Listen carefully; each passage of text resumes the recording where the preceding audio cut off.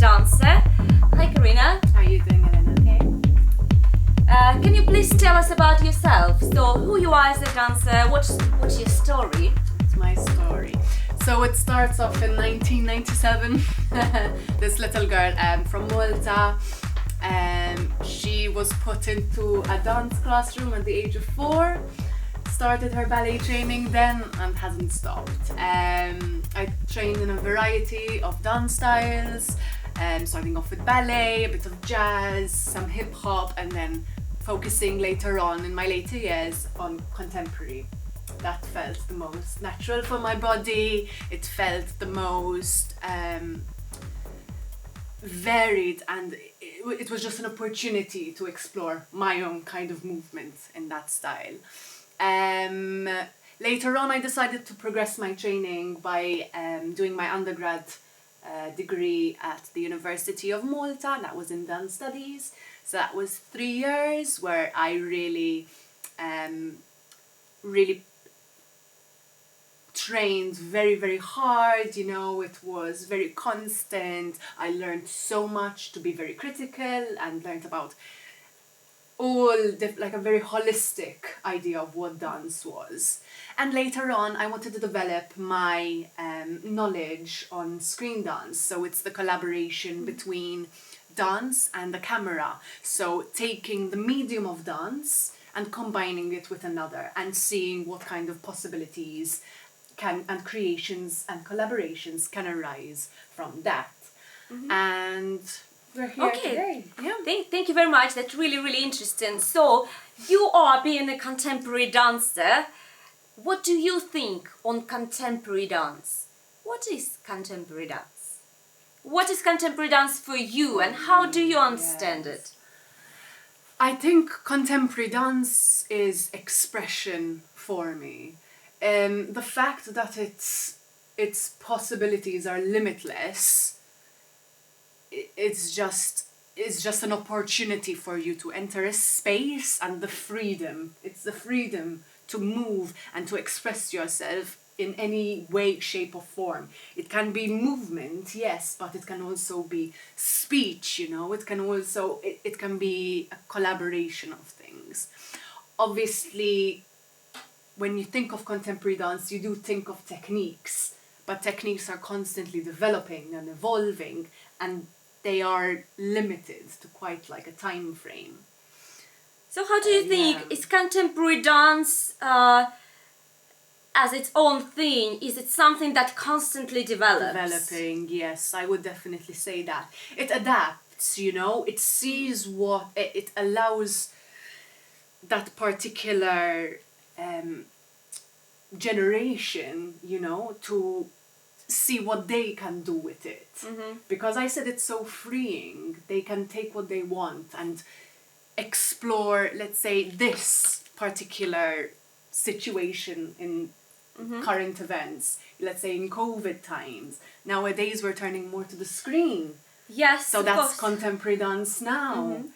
It's these different channels through which this sort of like this movement and this expression comes out from.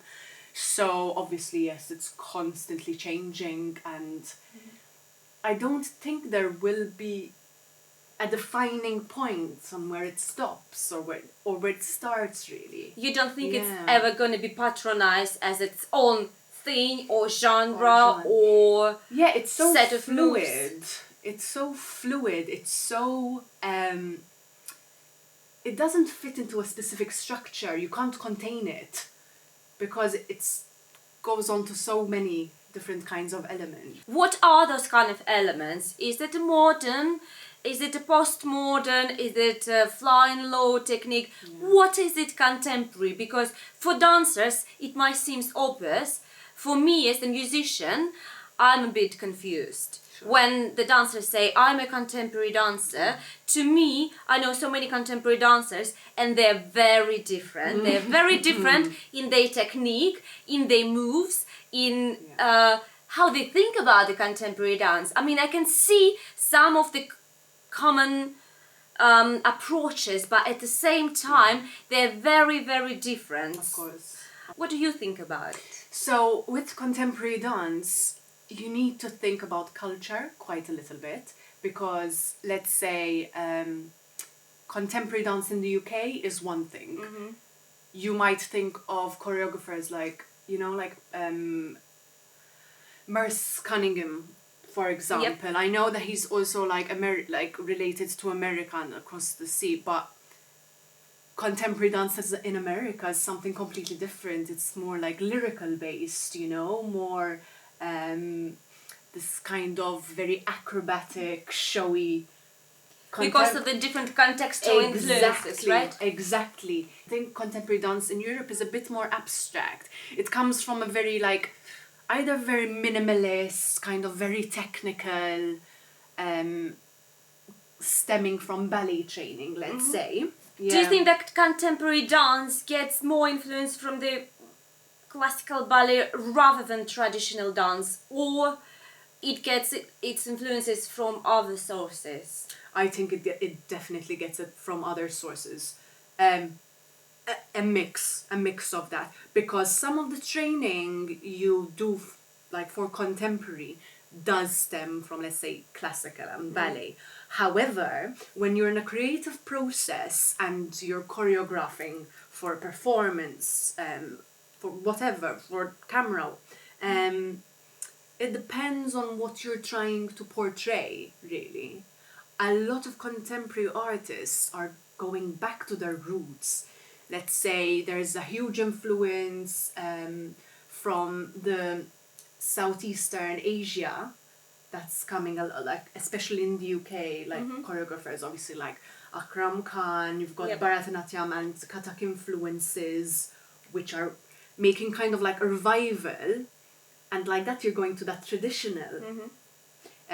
Let's say from more African roots, you're getting more of these really down, very kind of more tribal, a bit raw aspects of contemporary dance which are coming into play. So that's why I think it's very location based and cultural what is happening in that period. Religion also affects, these, it's so political. It allows you to be political with it. It allows you to really have a voice as opposed to just telling a story, Yes. You can be much more vocal.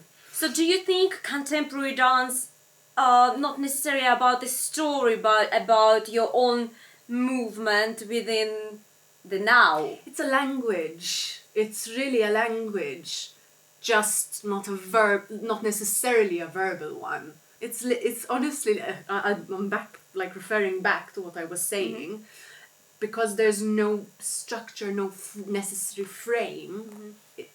There's nothing which says no, it can't be this, no, it can't be that. It's always yes, that's a possibility. Yes, I can do this, and try and mesh it with something completely silly and crazy, and you're going to create something completely new. Yeah. Thank you. Amazing. Who inspires you as a contemporary choreographer or the contemporary dancer?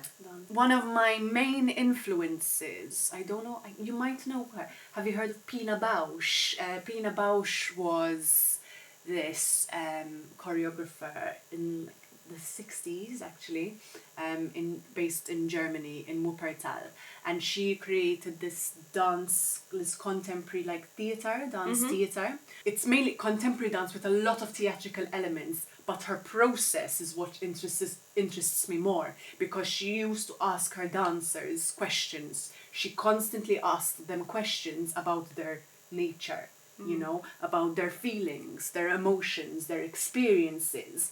And then the choreography would be built around those experiences, and it's about their life. So that really strikes me, because it's the lived experience for me. I'm also very influenced by more Gaga techniques, which was developed. What is Gaga technique? I've never heard of it. Let's go into the hype of Gaga. So Gaga was a movement language developed by Ohad Naharin. He was the artistic director of Batsheva, the company in Israel. And it's a technique, it's a mental process, it's a mental experience which emanates through the body. I don't know if you can... It's quite therapeutic actually, because not only dancers do it, but there are some sessions which are open to the general public. They all congregate in a space. He's leading the movement class. And it's actual movement, it's not dance. Okay. You're just moving, just in space. So I really am interested by the fact that it allows everyone to move. It's not just dancers. He's literally inviting the whole population to get in touch with their body, to move, to express themselves in a different way, or to heal themselves. So I'm very heavily influenced by these kind of artists who are in touch with more like the human experience as opposed to technique, let's say. Yeah. It means that you don't have to be a dancer to dance. Exactly. And I quite like this approach because sometimes when I ask people like, do you like dancing? And they might say, oh, I'm not really a dancer. But you don't have to be a dancer if you want to dance. Of course, if you want to do it professionally, if you're an artist, it's a different situation. But if you just want to use it just for yourself, to dance, to enjoy your body, to be more comfortable with your moves.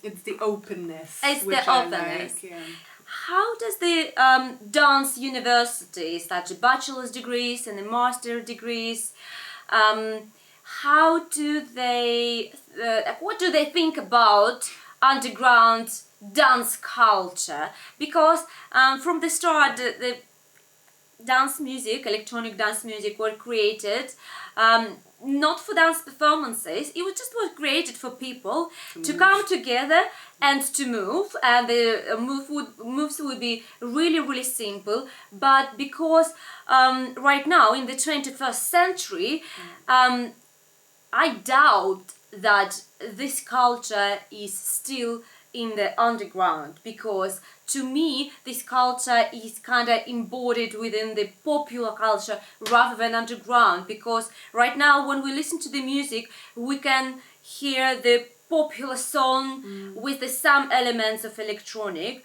or we can hear a rock song with some elements of electronic, and the musical styles and genres, they're fused together very, very heavily, and because of the synthesis of the instrumentation, synthesis of melodies and the rhythms and everything, and the cultures as well, within the big cities, we can find people from all over the world. They breed here. We can see English people, Scottish people, Irish people. I myself being Russian. Maltese. You are from Malta. Amazing people from the Caribbean and from all over the world, really. And I think all of those different people, when we meet all together, the cultural influences give us the new possibilities to create different music, but also different moves and different dance. I personally think that this culture for quite a while was underappreciated within the academia, probably. I believe not anymore, because right now it's all very, very open, and people like to explore new things and research new musical genres and styles, and how does the genres create and things like that. So what's your opinion on, as a dancer, as a being contemporary dancer, trained as a contemporary dancer with some elements of classical, so what's your opinion on the underground dance culture? So obviously we're in a time where a lot of things are changing, and a lot of things are changing fast. What I did find, obviously through an academic perspective, is that there's quite limited and kind of, it's more narrowly focused on more westernized ideas of what dance is. So obviously, like, most of our training was ballet and contemporary related. Yes, there were mentions of traditional dance, more onto hip hop, more into more tribal, ethnic dance. However, that was secondary. It was not the main focus, you know? So, what I really enjoy nowadays, and especially me immersing myself into the club culture, is, as you said, this globalization effect. The underground, the scene brings on the fringe, not necessarily the fringes of society, however, it allows that open space for anyone to just step inside, listen to the music, and interact with whatever they have. Interact with the music there is, interact with the people around them. You're literally dancing all together, sharing your experiences in all of these different sorts of medium. Where I don't think there was a space, there's another space like that before. Because if you go to a theatre, you're sitting down and you're just watching, you know? You're not doing. Yes. It's not the same, so... Yeah. So do you think so? It's not just dance; it's also a shared experience with the people, with everyone else, and it changes according to the night that you're going to. You know, it can be either a nice, funky, electro, glitchy night, or it can be a proper hardcore, like acid techno, and so it changes according to, let's say, the genre of the music. However, even now, as we said, all these different people coming together, a whole night can show you a variety of different genres of music as well. And there isn't a necessary definition or frame where it's just not one thing anymore. It's a variety of things, and the boundaries are completely blurred nowadays, which is allowing for more exploration, you know? I just love the energy from the people that go there. They literally go there to listen to the music and dance. Because if you go to a dance class, you're there kind of focusing on your body, on how physical and your stamina, how your stamina is. You have to be a bit critical and knowing where your body is placed in space. There's just no rules, and you can do... Because it's an open space, and the majority of people, they're not dancers. If you go to the dance class, of course you will be criticized by your teachers. And when I'm saying criticize, I'm not mean the criticism, I mean the so-called the perfectionism. You're going to be corrected, yes, you know, you're going to be corrected, yes, by your teachers, because they know how the moves should be and things like that, where where just the concept of people coming together and do something together, it's a totally different approach. Yeah. Great, thanks very much. Another question of mine is, how do you think does this underground dance culture has its own influence on the dance education? Are those some of the underground dance genres exist within the academia, or do you think it's not there quite yet, or will it ever be there? Yes or no? It most definitely will, especially now that there's this, because of COVID, okay, the underground scene has completely disappeared for the time being. However, it is going to make a huge revival once everything clears up and opens again, because people are going to be searching for it. They're going to be really hungry for it. So I believe that it will be quite dominant it will make a proper like voice for itself. I mean, people are yearning for it. I'm yearning for it. I can't wait till that. How do you think? You can't wait just to go and dance, or you can't wait to go and to be with other To be people with the and listen to the people. music?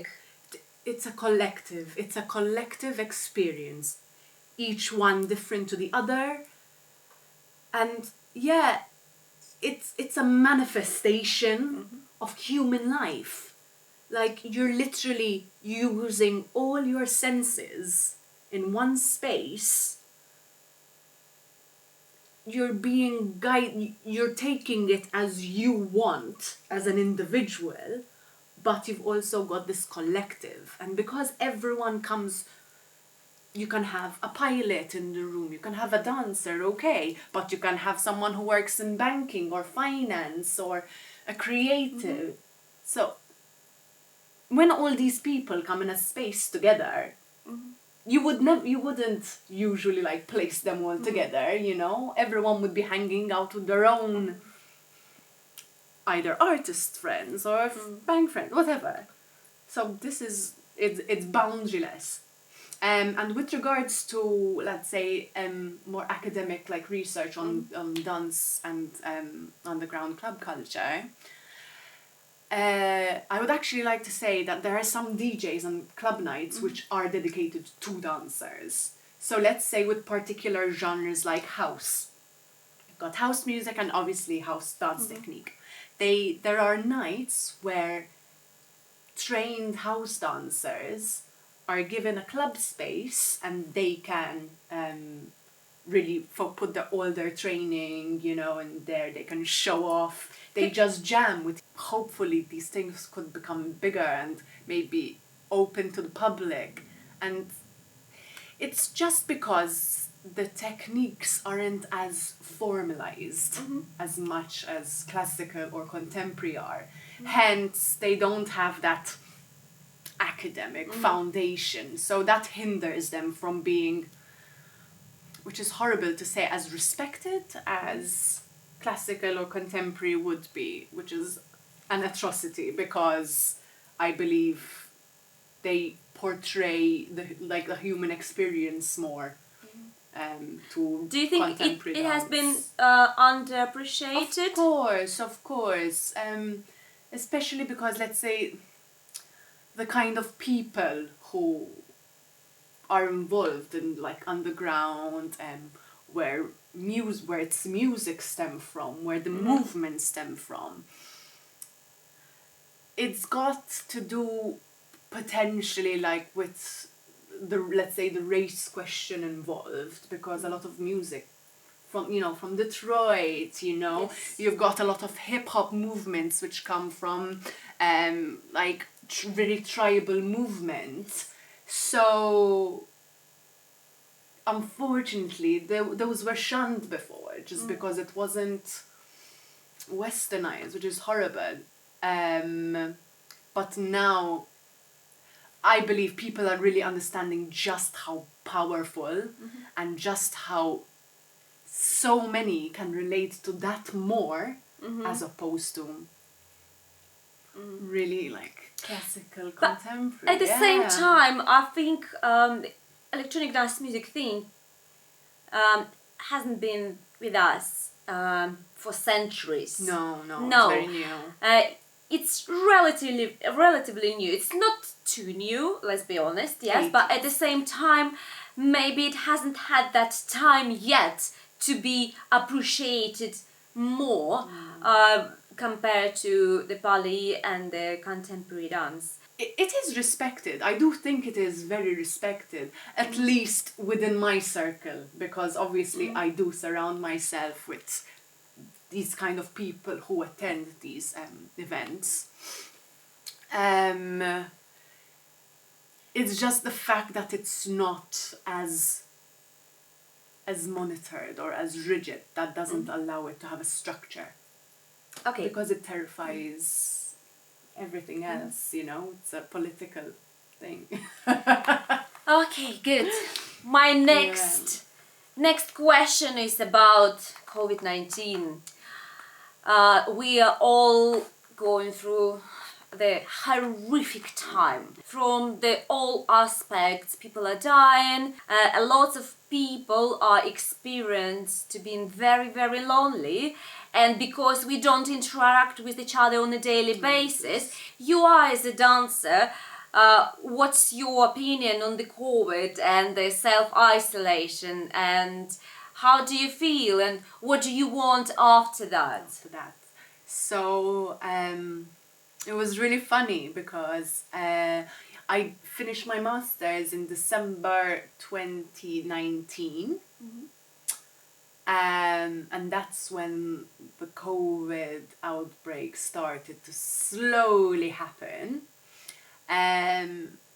So obviously that was the in-between stage where I was looking for jobs. You know, I got out of university, I'm ready to start my life, I'm ready to get dancing, get back on my training, get ready to go.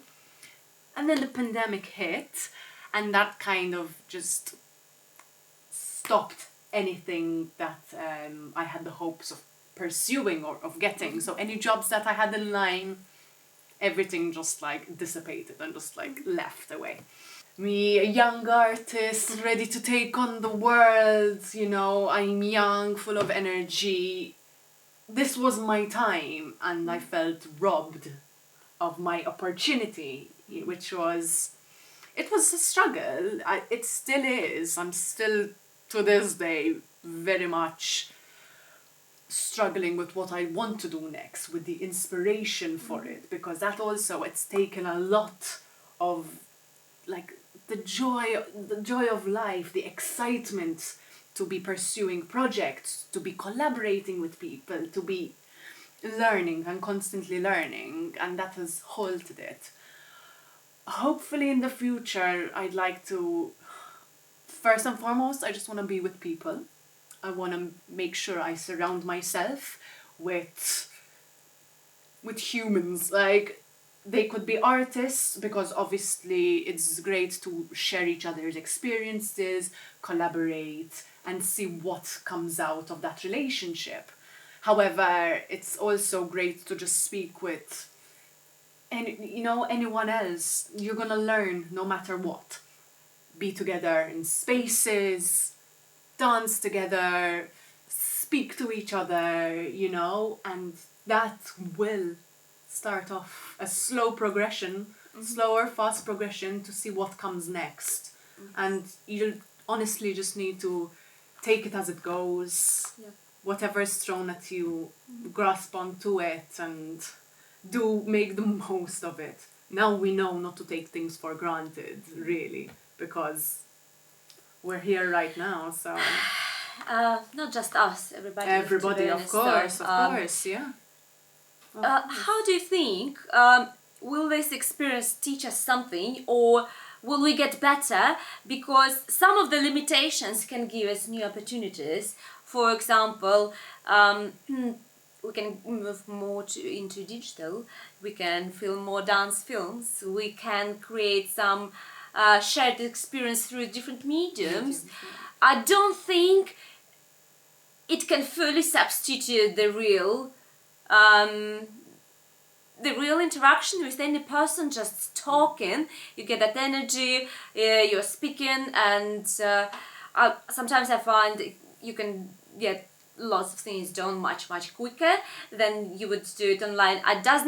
I'm not saying you can't do it. No, I'm saying yes, you can, but at the same time, it's very. I think we will. When the time passes after COVID, we will see much more clearly what has happened and what have we learned from that. We're so limited at the moment, and we're still somehow creating new things, doing new things. I mean, even if it's just in your bedroom, at least, you need like a creative outlet, at least. I know I do, but everyone's finding their own solutions to their problems. So the fact that we're doing that in such a limited context, let alone when everything is open, What can we do now? Multiply that by infinity, you know? So it's really exciting to see that right now there's only this much we can do. You know, it was a good opportunity to sit and think what exactly are you doing, because sometimes when we just go out we can be easily distracted by the things, like you go to work, you're sitting on the tube, you would have this feeling of that you're doing something whether you might not actually been working artistically. Yeah. Because of the physical time sometimes it takes away from you. I think we all learn from this experience. Thank you very much. Thank you. Thank you very much. Have a good day.